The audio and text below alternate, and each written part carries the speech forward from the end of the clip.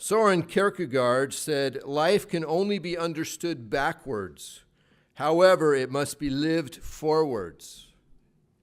It's one of those. You go, think about that. We have to live life going forward. It's the only direction our life goes, right? Time marches forward. But we can only really understand all that we live through by looking back on it. After it's in our rearview mirror, then we begin making sense of it all. While we are going through it, it can be confusing, it can be frightening, it can be discouraging. But later, when we look back with the perspective of the Lord, we can see how He used it all in a very beautiful, unexpected way.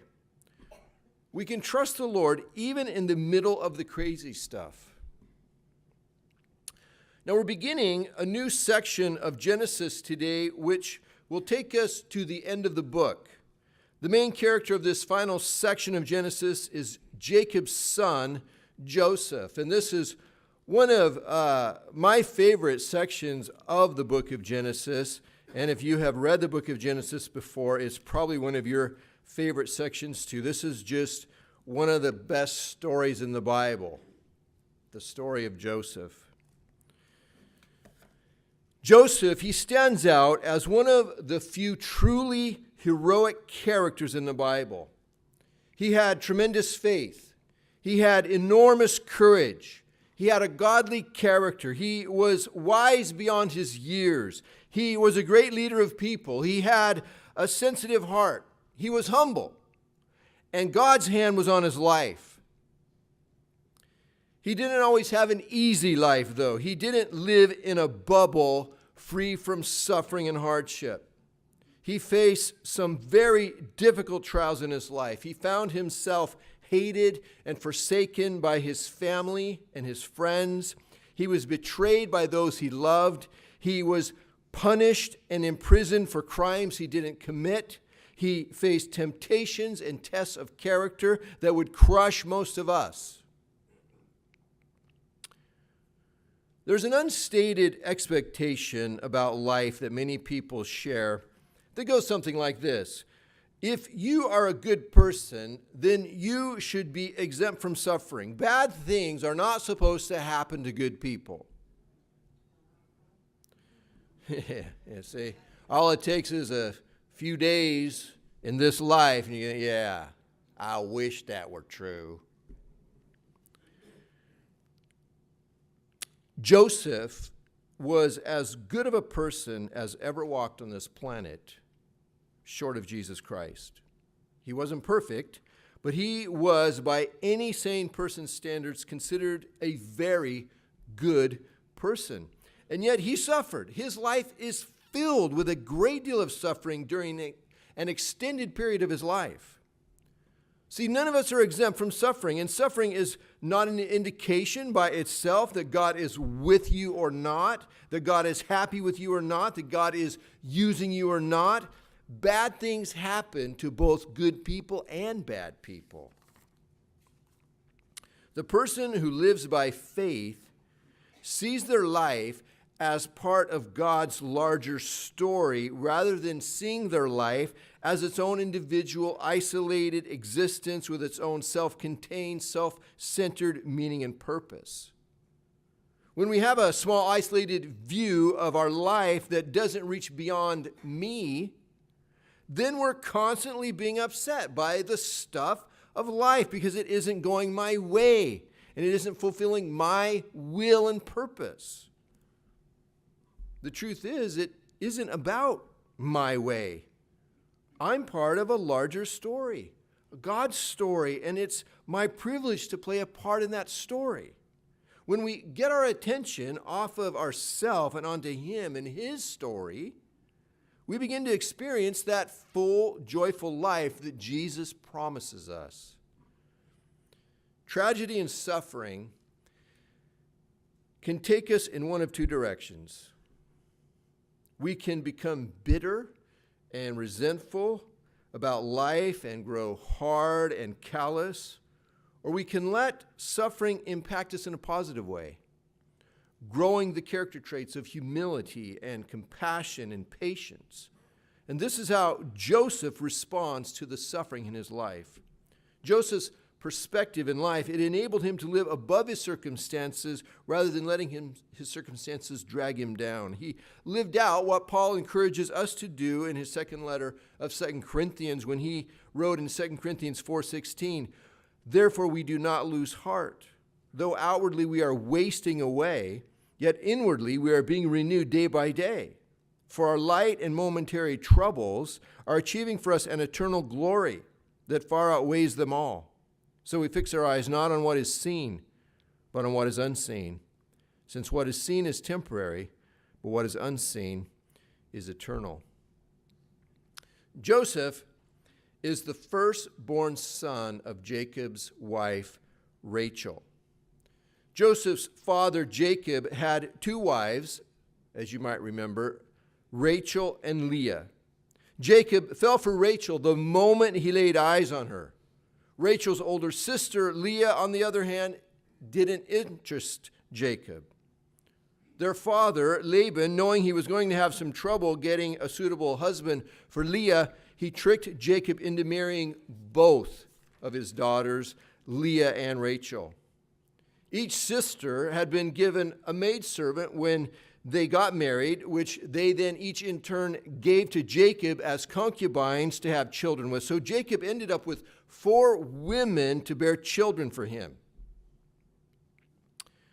There was only one of these women, though, who Jacob truly loved, Rachel, Joseph's mother. Now, although Joseph was the firstborn son of Rachel, he was not the oldest son of Jacob. He's actually number 11 in age. Joseph had 10 older brothers. 6 of these brothers were the sons of Leah. 2 of them were the sons of Leah's maidservant Zilpah, and 2 of them were the sons of Rachel's maidservant Bilhah. Joseph's mother Rachel had a second child several years after Joseph was born, named Benjamin, but sadly she died while giving birth to Benjamin. The main part of Joseph's story begins in Genesis chapter 37. So let's flip there, Genesis chapter 37, and we'll begin reading in the first verse there.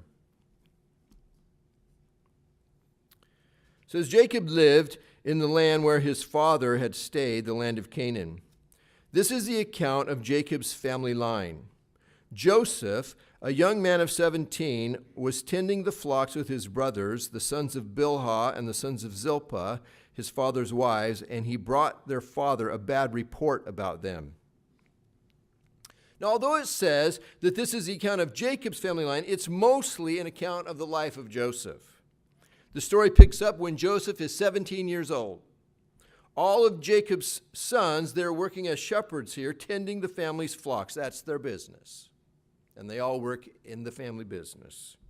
It says, he, Joseph, brought their father a bad report about his older brothers. Now, we don't know what this bad report was, but based on the character displayed by both Joseph and his brothers later in this story and in this book, we can guess that his brothers are a bunch of goof-offs and dishonest, and they're not doing what their father told them to do.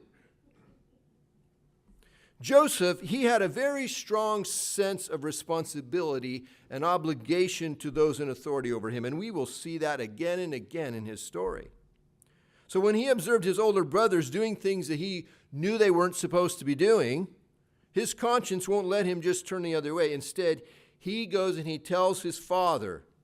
There's nothing mean-spirited about what Joseph is doing here. He's not being a little tattletale, although his brothers certainly feel that way about it. He's doing what he believes to be the right thing.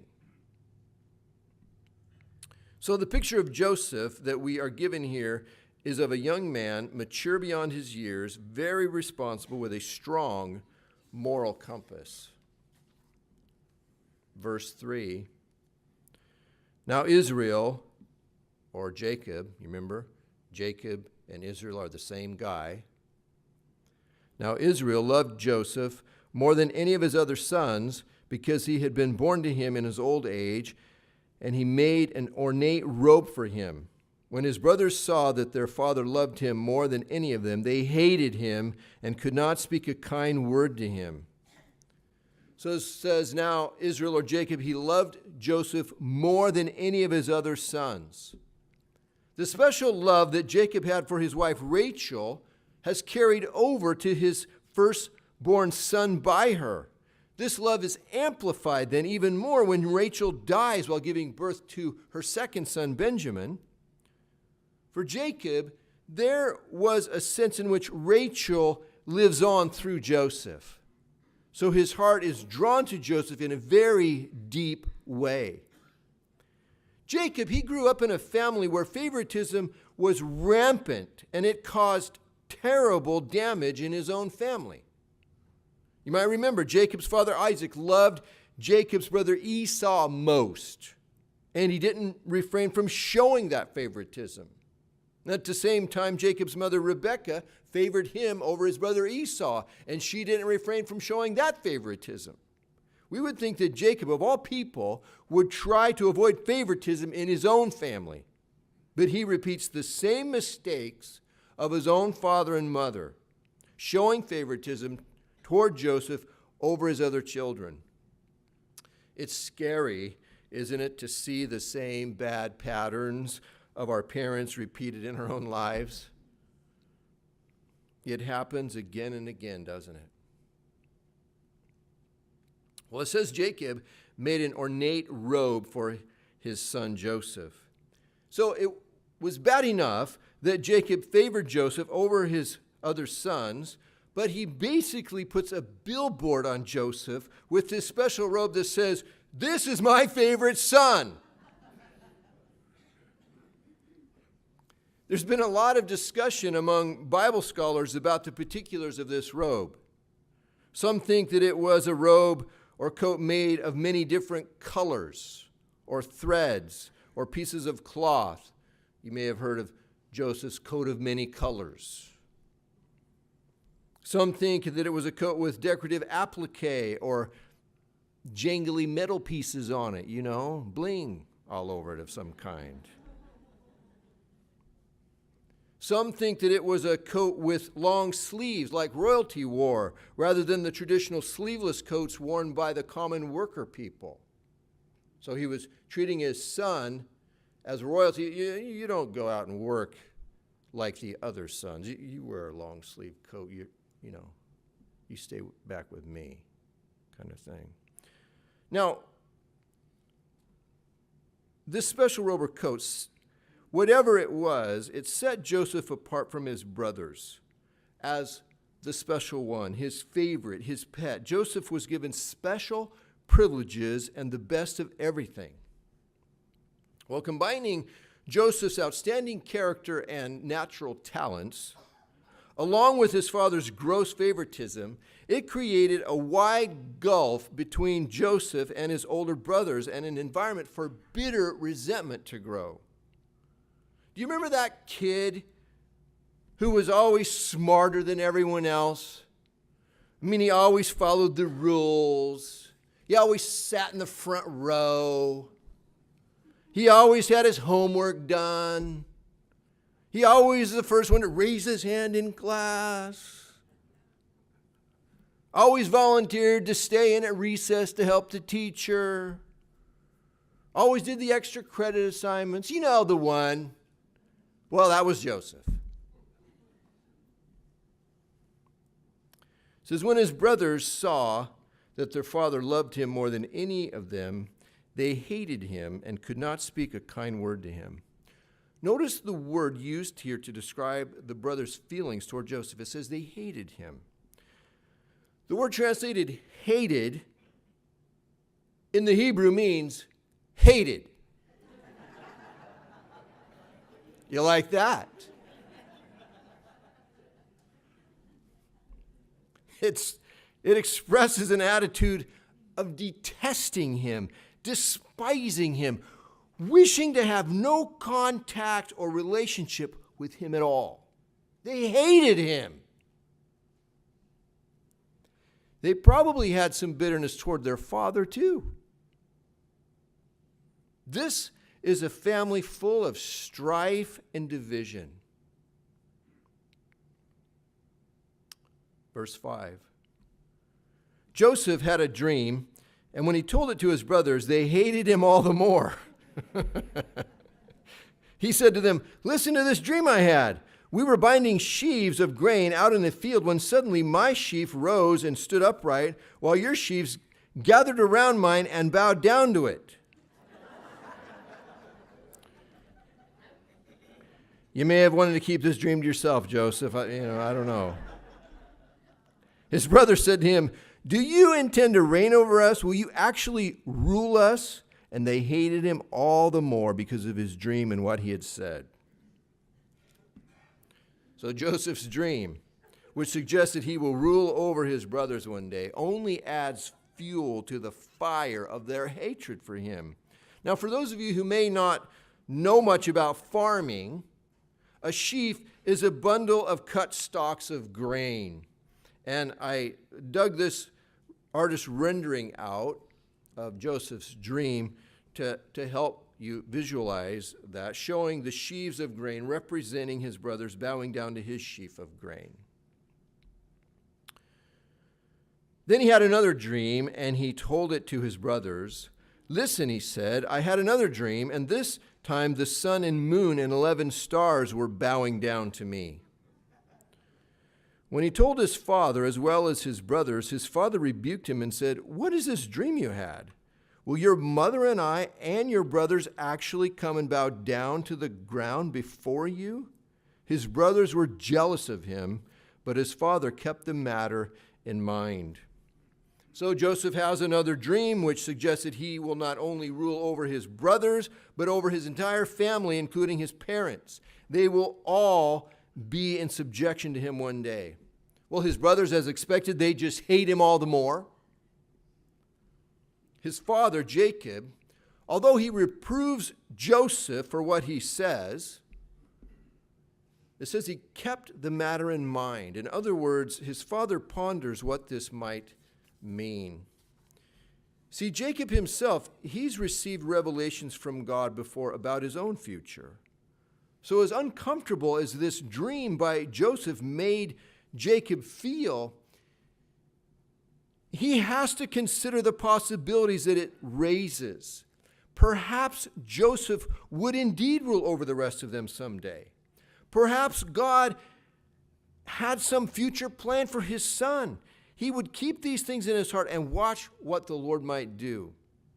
Sometimes things happen in our life that are very unexpected, unwanted, uncomfortable. But we should try to remain open to the Lord because he may very well be trying to tell us something through them. Proverbs 19:21 says, "Many are the plans in a person's heart, but it's the Lord's purpose that prevails." We have our own ideas about how we think things should work out, but it's the purpose of the Lord that will ultimately happen. The question that comes to mind for us, I think, is this: why does Joseph share these dreams with his family? I mean, does he have a death wish or something? Is he bragging or just exercising very poor judgment, or what? Well, bragging is not at all consistent with the character of Joseph, so that is probably not what he is doing here. I think he's sharing these dreams in sincerity, with the best of intentions, believe it or not.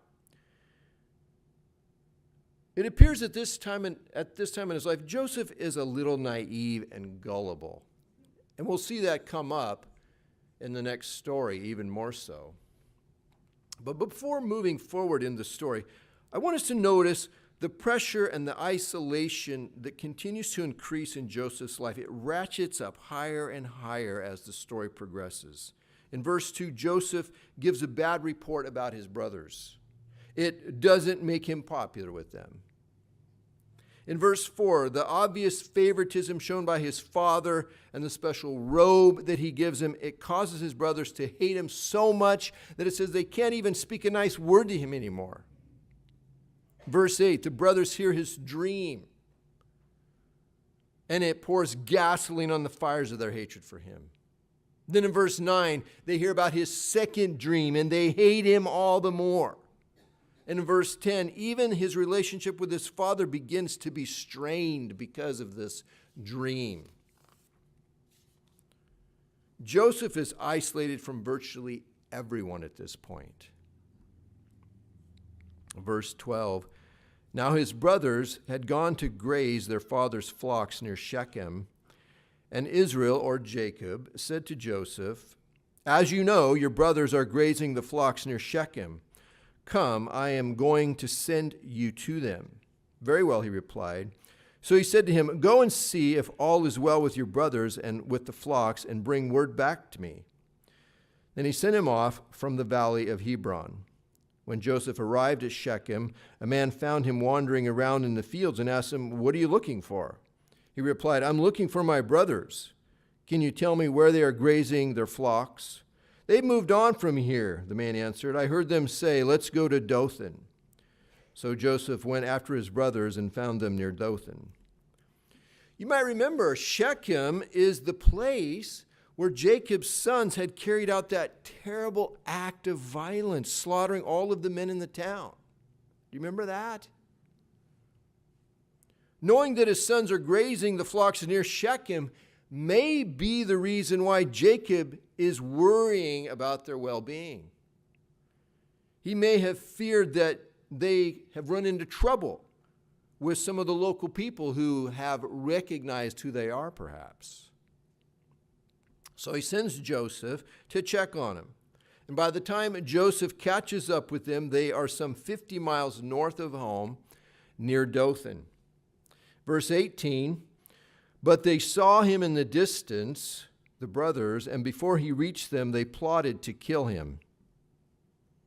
Here comes that dreamer, they said to each other. Come now, let's kill him and throw him into one of these cisterns and say that a ferocious animal devoured him. Then we'll see what comes of his dreams. A cistern is basically a large hole in the ground used for storing water. And as they see Joseph coming in the distance, they plot to kill him. Cold-blooded murder. And throw his body down into this cistern, into this hole. When Reuben heard this, he tried to rescue him from their hands. Let's not take his life, he said. Don't shed any blood. Throw him into this cistern here in the wilderness, but don't lay a hand on him. Reuben said this to rescue him from them and take him back to his father.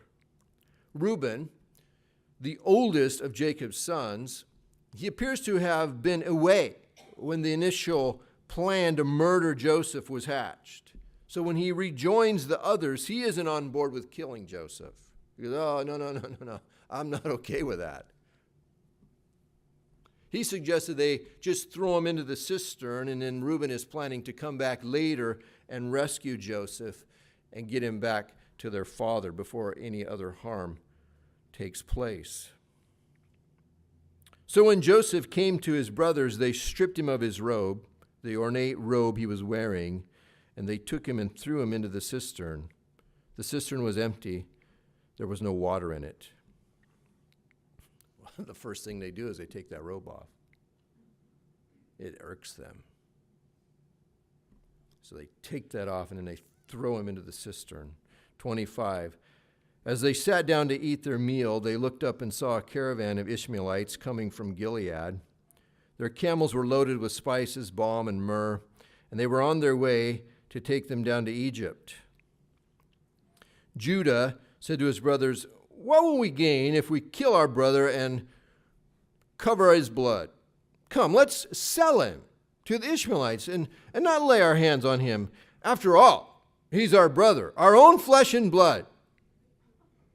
His brothers agreed. So when the Midianite merchants came by, his brothers pulled Joseph up out of the cistern and sold him for 20 shekels of silver to the Ishmaelites, who took him to Egypt. Look at how callous they are toward their brother Joseph. It says, as they sit down to eat their meal. So they're eating, discussing how they're going to dispose of him. And Judah, he's overcome by a sense of compassion for his brother. Come, let's sell him to the Ishmaelites. I mean, why, miss out on the opportunity to make a few bucks off this guy? I mean, after all, he's our brother, our own flesh and blood. Who needs brothers like that?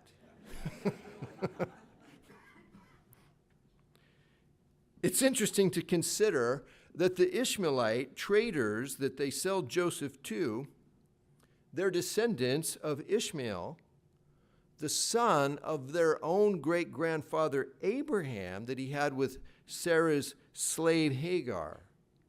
This is her son's descendants. 29. When Reuben returned to the cistern and saw that Joseph was not there, he tore his clothes. He went back to his brothers and said, "The boy isn't there. Where can I turn now?" So Reuben, he freaks out when he gets back and he looks in the cistern and discovers that Joseph is gone. So he's apparently not around again when the others sell Joseph. I'm not quite sure what's going on with Reuben, but he seems to always be gone at the worst possible moments. So they all put their heads together and they come up with a story to explain to their father Joseph's disappearance. 31. Then they got Joseph's robe, slaughtered a goat, and dipped the robe in the blood. They took the ornate robe back to their father and said, "We found this. Examine it to see whether it's your son's robe." It sort of looks like his robe. What do you think, Dad? He recognized it and said, "It's my son's robe. Some ferocious animal has devoured him. Joseph has surely been torn to pieces." Then Jacob tore his clothes, put on sackcloth, and mourned for his son many days. All his sons and daughters came to comfort him, but he refused to be comforted. "No," he said, "I will continue to mourn until I join my son in the grave." So his father wept for him. Well, what goes around comes around, as they say. Jacob himself had deceived his own father with the skin of a goat, pretending to be his brother Esau. And now he's deceived with the blood of a goat by his own sons. Jacob is heartbroken and overwhelmed with grief, believing his son has been killed. First, his favorite wife, Rachel, died during childbirth, the one he dearly loved. Now he's lost his favorite son who he dearly loved. The grief is more than he can bear. He will be unable to move on with his life for many years. And as we observe Jacob over the next several chapters, we will see that he is crushed with grief over the loss of Joseph. Paralyzed over it.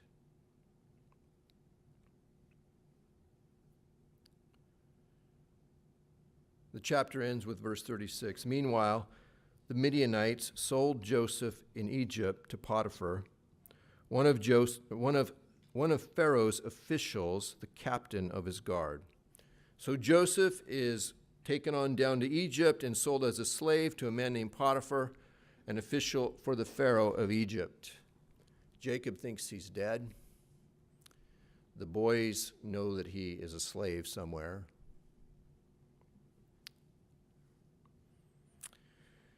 In closing, it can be exciting to know that God has a plan for us. Our lives have a purpose. It can be doubly exciting when the Lord gives us a glimpse into some of that plan. And that's what happened for Joseph with the dreams that the Lord gave him. But something horrible happened on the way to seeing that plan fulfilled. his brothers were going to kill him. And then they decided to make a little money while getting rid of him. So they sold him as a slave to some merchants who were going down to Egypt. The survival rate for a slave was not very good. They were just pieces of property, tools, equipment, biological machines. They were often given the minimum care needed to keep them alive to work. The average survival rate for a slave in those days was about 5 years. They literally worked them to death. So selling Joseph as a slave was a death sentence. Just a slow, painful death rather than a quick death as they had originally planned to give him. The big question is this: how could this be God's plan for Joseph? How could this be his plan? It looks nothing like those dreams he had. Believe it or not, this is indeed fulfilling the plan of God for both Joseph and the Israelite people. See, it would be many years before they will see it, but this was indeed fulfilling God's plan. I hate to give away the end of the story, but many years from now, God is going to use Joseph to save millions of people from starvation. Millions of people, including his own family.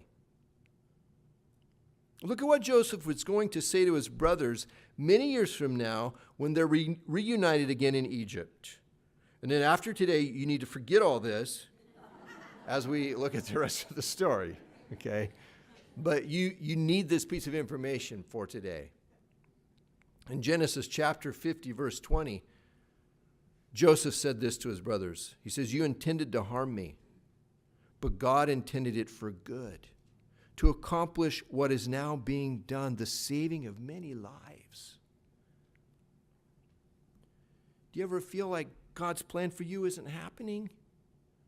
You feel like the direction your life is going and the things that are happening in your life, they're far removed from God's plan for you. You feel like you've missed the plan of God for your life, perhaps. You feel like there's no possible way that any good can come from what's happening to you. I want you to consider another question. How do you know? How do you know that what's happening in your life right now is not part of God's plan? How do you know that what's happening in your life up to this point, all along the way up to this point, has not all been part of God's plan for you? See, it's not over until it's over. And until it's over, we need to trust God with the big stuff and continue to live for Him in the little stuff. The day-to-day stuff, the minute-by-minute stuff. I know it's hard to believe, but the Lord is working things out in our lives. And maybe, just maybe, things are working out just the way they're supposed to. And God's using our lives and the situations that we're living through to do something wonderful. We're not always given supernatural deliverance from our problems. But we're promised the Lord will always get supernatural use from them. Romans 8:28, you remember that verse? We know that in all things, God works for the good of those who love Him, who have been called according to His purpose. All things, everything. Even being thrown into a hole, sold as a slave to an Egyptian.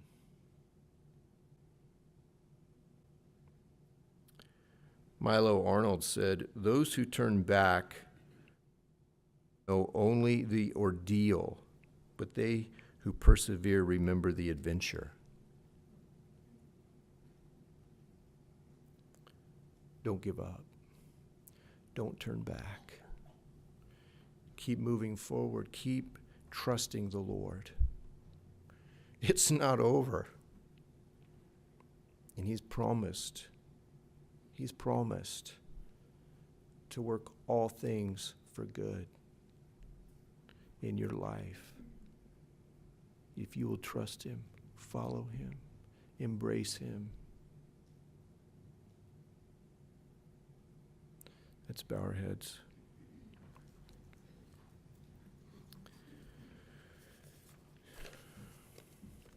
Father, we thank you for that promise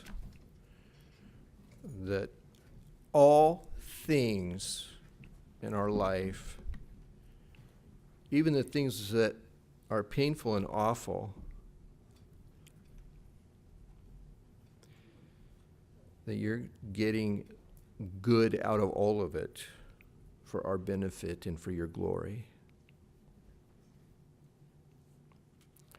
Help us to trust you, Lord.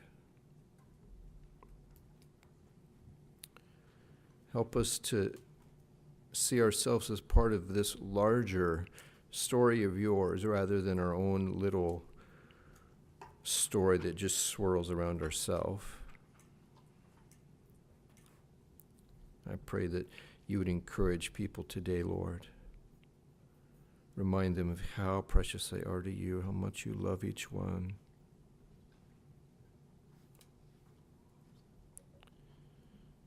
Help us to take hold of you in Jesus' name. Amen.